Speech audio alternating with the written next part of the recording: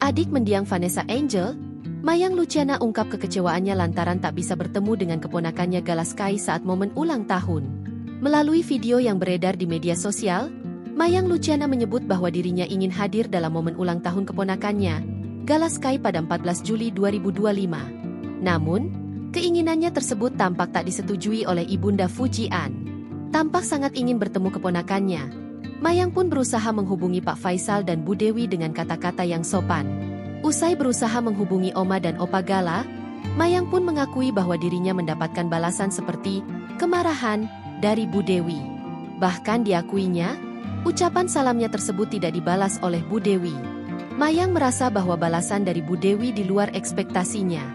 Dari balasan tersebut, Mayang menyimpulkan bahwa dirinya tak bisa bertemu Gala karena keponakannya tersebut akan berlibur ke Pulau Bali. Balasan Bu Dewi di luar ekspektasi aku. Chat Bu Dewi seperti marah tapi semoga aja itu bukan kemarahan. Bahkan ucapan, Assalamualaikum, aku tidak dijawab. Jadi pantnya aku nggak bisa ketemu Gala. Gala mau liburan ke Bali.